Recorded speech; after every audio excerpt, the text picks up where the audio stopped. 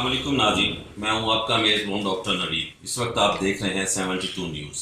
आइए आपकी मुलाकात करवाते हैं सईदुल्लाह खान काकड़ साहब के साथ, जो कि चीफ एग्जेक्टिव हैं सईद एसोसिएट से, और इनसे मिलते हैं, उनसे ये पूछते हैं कि सबसे पहले कोरोना के मामला के बारे में, उसके बाद यहाँ की माशी सूरत हाल के बारे में, और ख़ास तौर पर यहाँ पे हेल्थ और एजुकेशन के बारे में।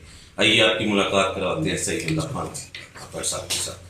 वालेकुम सलाम सर, कैसे हैं आप? ठीक है अल्हम्दुलिल्लाह, अल्लाह का करम है सब। सर, सबसे पहले कोई तकरीबन पिछले 8 माह हो गए जी कोरोना जैसी वबा से हम लोग लड़ रहे हैं, बल्कि आलमी दुनिया लड़ रही है। बिल्कुल जी।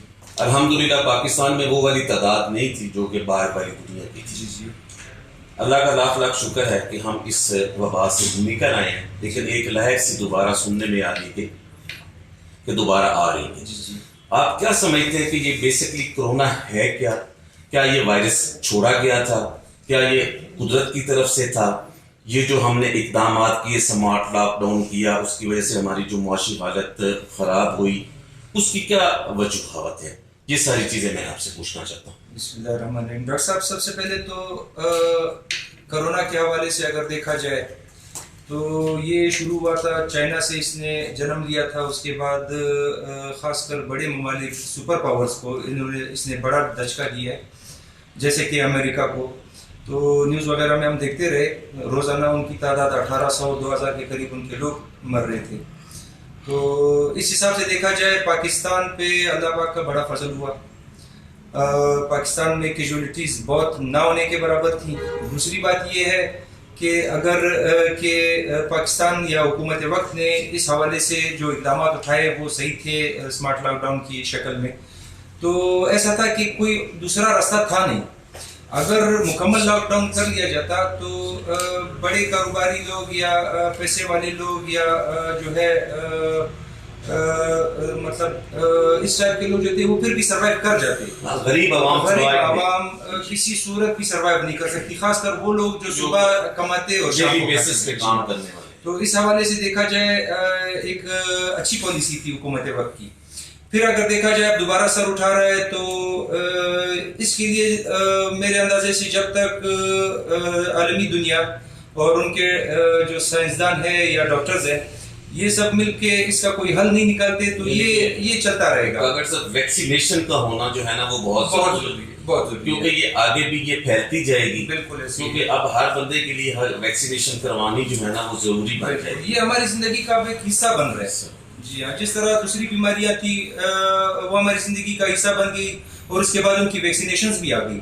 तो कोरोना की जब तक वैक्सीनेशंस नहीं आती तब तक वो जो है ना हर मुल्क में मतलब पूरी दुनिया में जो है वो इसी तरह जो है तबाहियां फैलाता रहेगा। यहाँ पे हमारी हुकूमत जो स्टैंड लिया कोरोना के हवाले से, क्या आपको उसको अच्छा समझते हैं?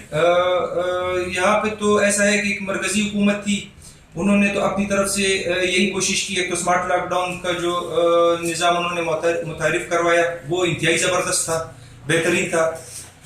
उसका फ़ायदा ये हुआ कि गरीब आवाम जो थी वो अपनी रोज़मर्रा की ज़रूरियात भी उसमें पूरी कर सकती थी।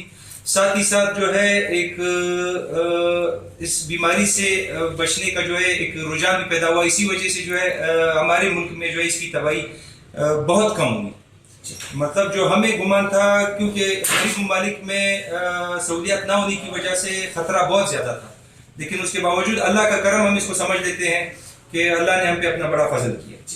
इस वक्त जो मुल्क की मौशी हालत है उसको आप किस नजर से देख रहे हैं? खास तौर पे 2.25 साल हो गए पीटीआई की हुकूमत आने के बाद, और यहाँ पे एएनपी की हुकूमत है।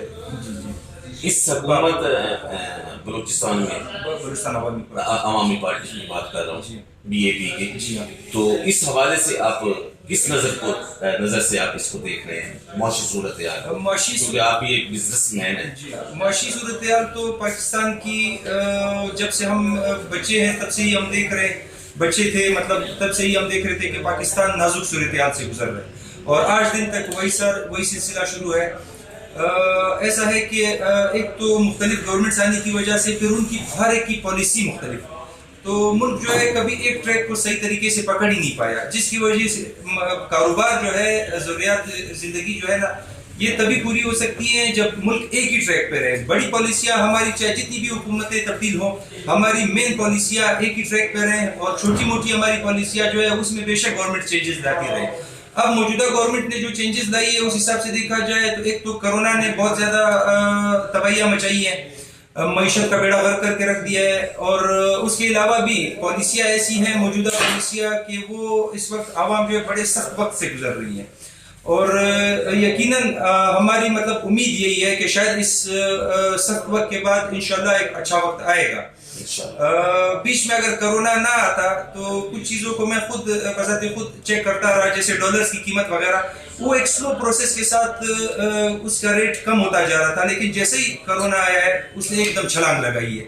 تو اگر دیکھا جائے, اور مین بات پھر وہی آتی ہے ڈاکٹر صاحب کہ پالیسی جو ہے نا, بڑی پالیسیز اگر گورنمنٹ کے چینج ہونے پہ ان پہ فرق نہ پڑے تو انشاءاللہ تعالیٰ اس ملک کی میں جو ہے نا بزنس کا رجحان جو ہے وہ کسی صورت خراب نہیں ہو سکتا, بلکہ وہ دن بدن بڑھے گا. اور بقول پی ٹی آئی کی حکومت سے جتنے بھی ترجمان بیٹھے ہیں کہ اسحاق ڈار صاحب نے جو پچھلے 5 سال نون لیگ نے گزارے ہیں کہ ڈالر کو مصنوعی طریقے سے رکھا گیا تھا, برقرار رکھا گیا تھا, تو کیا اس وجہ سے ڈالر اوپر چلا گیا؟ سننے میں تو یہی آیا ہے, اور ساتھ ہی ساتھ پھر جو عمران خان صاحب کی پالیسی ہے ان کا یہ سننے میں آیا ہے کہ انہوں نے یہی کہا تھا کہ ہم ڈالر کو آرٹیفیشل ریٹ پہ نہیں رکھیں گے, جو اس کا اوریجنل ریٹ ہے پیسے کے حساب سے جو اس کا اوریجنل ریٹ بنتا ہے ہم اسی ریٹ سے اس کو چلائیں گے, تاکہ حکومت کو جو ہے ڈالر کا قیمت کم رکھنے کے لیے واپس عوام کی جیب سے پیسہ نہ نکالنا پڑے.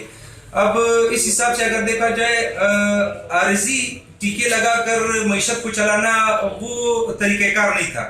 طریقہ کار یہی ہے کہ جو اصل حقیقت ہے اس پہ چلاتے ہوئے ملک کو جو ہے نا اس کے اندر رہتے ہوئے ملک کی پالیسیاں اختیار کی جائیں, تو اس پہ یہ زیادہ امید ہے کہ اگر کچھ ٹائم لگ جائے گا, کچھ کڑوا وقت آئے گا ہر لوگوں پہ, لیکن اس کا فائدہ یہ ہوگا کہ ہماری معیشت جو ہے وہ مستقل جو ہے وہ ٹھیک ہونے کی طرف چلی جا سکتی ہے. بلوچستان کے مسائل کے حوالے سے بات کرنا چاہتا ہوں, کیسے جا رہے ہیں یہاں پہ ترقیاتی کام, اسکولس کی کیا پوزیشن ہے ایجوکیشن کے حوالے سے, ہیلتھ کی کیا پوزیشن ہے, کہ کئی جگہوں پہ ایسے محسوس ہوتا ہے کہ ڈاکٹرز اویلیبل ہیں, میڈیسن نہیں ہے, کسی جگہ پہ ایسا فیل ہوتا ہے کہ میڈیسن نہیں ہے, ڈاکٹر اویلیبل ہیں, یعنی کہ عجیب سی سچویشن ہے. جو غریب آدمی تو پرائیویٹ سیکٹر کو افورڈ بھی نہیں کر سکتا, جو جتنے پیسے ہمارے ڈاکٹرز حضرات جو ہے نا لیتے ہیں. باتیں تو وہ بڑی بڑی کرتے ہیں جتنے بھی ڈاکٹرز ہیں کہ مسیح بن کے آئیں گے جب پڑھنے کے لیے جاتے ہیں, لیکن جب وہ فیلڈ میں آتے ہیں تو وہ دوسرے طریقے سے ہر چیز ہو جاتی ہے. لیکن ہمیں جو گورنمنٹ سہولت دے رہی ہے ہاسپٹلز میں وہ کیسی ہے, ایجوکیشن کے حوالے سے کیسی ہے؟ دونوں حوالوں سے دیکھا جائے, اگر پرائیویٹ سیکٹر تھوڑا بہت اس کو سنبھال رہا ہے, گورنمنٹ کی طرف سے جو ہے وہ پالیسیز ابھی نہیں. ماضی کافی زیادہ اگر آپ دیکھیں گے تو ماضی میں یہی صورتحال رہی ہے جو ابھی بھی ہے, کوئی زیادہ چینجز اس میں نہیں آئی, چاہے وہ ہیلتھ کے حوالے سے ہو, چاہے وہ ایجوکیشن کے حوالے سے ہو. اور اس کی ایک بڑی وجہ یہ بھی ہے کہ پرائیویٹ سیکٹرز کا اس لیول پہ اتنا زیادہ اوپر آ جانا, تو وہ بھی ایک قسم کا تباہی کا وہ ہے, شاخسانہ ہے. وجہ اس کی یہ ہے کہ جو ہمارے ڈاکٹرز کی جو فیلڈ ہے نا وہ اکثر جو ہے سیاست زدہ ہو چکی ہے, اور اس میں ایسا ہے کہ وہ نئی آنے والی گورنمنٹوں کے لیے وہ جو ہے مسئلے مسائل بھی کھڑے کرتے ہیں. اور دوسری بات یہ ہوتی ہے کہ اکثر یہی ڈاکٹر جو ہے نا یہ پرائیویٹ کلینکس میں جا کے بہترین علاج کرتے ہیں, لیکن گورنمنٹ سیکٹرز میں یہ اکثر ہڑتال پہ بیٹھے ہوتے ہیں. تو اگر دیکھا جائے حکومت وقت یا حکومت بلوچستان کو اس حوالے سے ان کو یہ کوشش کرنی چاہیے کہ وہ زیادہ سے زیادہ ہیلتھ اور ایجوکیشن پہ فوکس کریں. ابھی سارے بلوچستان کا جو ہے دار و مدار کوئٹہ کے سول ہاسپٹل پہ, لیکن سول ہاسپٹل میں اگر آپ جائیں گے تو وہاں پہ سہولیات کا بہت زیادہ فقدان ہے. تھوڑا سا بھی اگر کسی کا اس کے ساتھ اتنے وسائل ہوں کہ وہ اپنا علاج پرائیویٹ کروا سکے تو وہ کسی صورت سرکاری ہاسپٹل نہیں جاتے. حالانکہ دنیا کا قانون یہ ہے کہ خاص کر ایجوکیشن, ہیلتھ اور روزگار, یہ چیزیں جو ہے نا یہ گورنمنٹ نے اپنی ذمہ داری لی ہوتی ہے, اور بڑے سے بڑا علاج, بڑی سے بڑی تعلیم جو ہے یہ گورنمنٹ جو ہے وہ اپنی ذمہ داری پہ مہیا کرتی ہے. ایجوکیشن تو بزنس بن چکا ہے, بالکل, ہیلتھ بھی بزنس بن چکا ہے اور ایجوکیشن بھی بزنس بن چکا ہے. تو یہ چیزیں جو ہے نا اس پہ گورنمنٹ کو ایک مستقل اور ایک پاورفل قسم کی جو ہے نا پالیسیز اپنانی پڑے گی. دوسری بات یہ ہے کہ دوسرے ضلعوں میں اگر دیکھا جائے تو وہاں پہ ہاسپٹلز برائے نام ہیں, صرف ہاسپٹلز ہیں, باقی علاج وغیرہ اس میں کچھ نہیں ہے. کہیں پہ بھی کوئی کراچی کے روٹ پہ یا ادھر جوب کے روٹ پہ یا ادھر چمن کے روٹ پہ کوئی ایکسیڈنٹ ہوتا ہے تو وہ مریض چاہے کسی بھی حالت میں ہو وہ اسے پہنچانا سول ہاسپٹل ہی ہوتا ہے. وہاں پہ سہولیات کا کوئی بہت سارے پیشنٹس جو ہیں وہ ایکسپائری بھی بالکل ہو جاتے جاتے ہیں. تو اگر دیکھا جائے ڈاکٹر صاحب یہ تو دیکھیے یہ قتل ہے. مطلب یہ سرکار یا گورنمنٹ کا یہی تو ان کا فرض ہے کہ وہ عوام کو یہ سہولیات دے, ورنہ اگر ان کی نااہلی کی وجہ سے اگر کوئی مریض مرتا ہے تو یہ قتل جو ہے یہ تو سرکار کے ذمہ آ جاتا ہے. جام صاحب کی حکومت کو کس نظر سے دیکھیں؟ جام صاحب کی حکومت بنسبت پرانی حکومتوں کے تھوڑا بہت اس میں ہمیں ایک شہر کے اندر تھوڑی بہت چینجز نظر آ رہی ہیں, لیکن خاص کر ترقیاتی کاموں کے حوالے سے جو نئے روڈ جو بن رہے ہیں بیچ میں شہر کے اور آس پاس کے, اس حوالے سے تو ایک اچھی پالیسی ان کی چل رہی ہے. لیکن ساتھ ساتھ روڈ تو تب فائدہ مند ہے جب لوگ زندہ رہیں گے. پہلے ہیلتھ, اس کے بعد ایجوکیشن اور تیسرا روزگار. ان چیزوں پہ حکومت کو زیادہ فوکس کرنا چاہیے. اور باقی ترقیاتی کام وہ چوتھے یا پانچویں نمبر پہ آ جائیں تو اس کا مسئلہ نہیں ہے.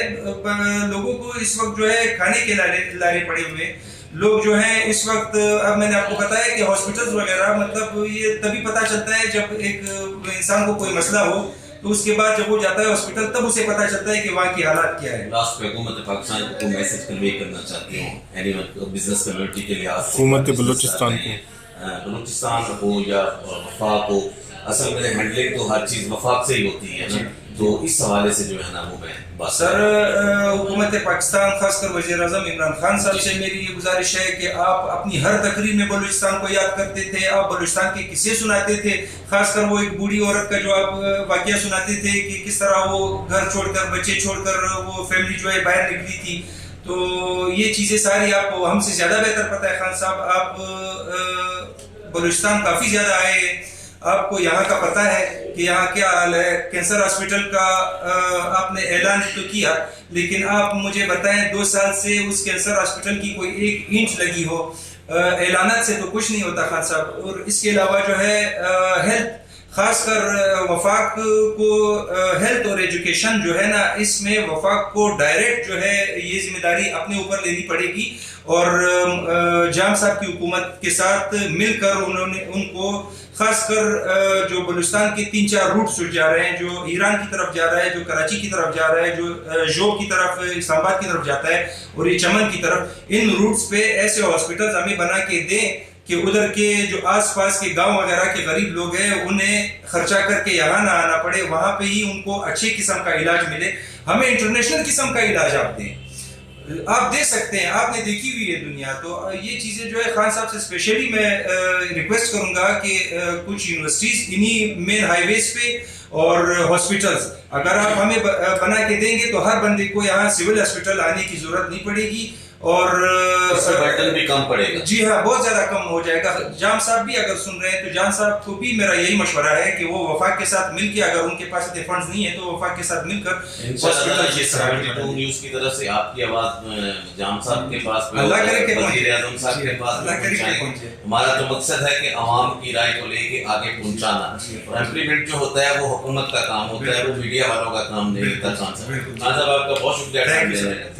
یہ تھے سعید اللہ خان کاکڑ صاحب جو کہ اپنے خیالات کا اظہار کر رہے تھے. بڑی اچھی بات ہے کہ خاص طور پہ ان کا یہ کہنا تھا وزیر اعظم صاحب کو اور جام کمال صاحب کو کہ یونیورسٹیز بنائی جائیں, خاص طور پہ جو بڑے روڈس یہاں پہ بن رہے ہیں ان کے حوالے سے, تاکہ ایجوکیشن کو مزید جو ہے نا ترقی دیں.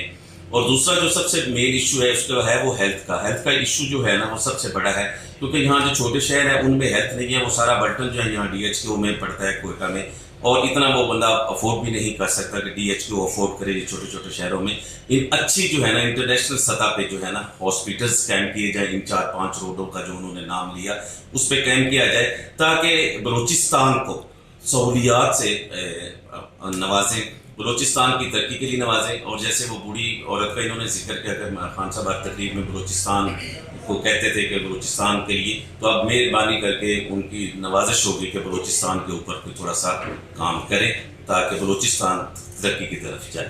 کیمرہ مین عبدالغفور کے ساتھ ڈاکٹر نوید 72 نیوز۔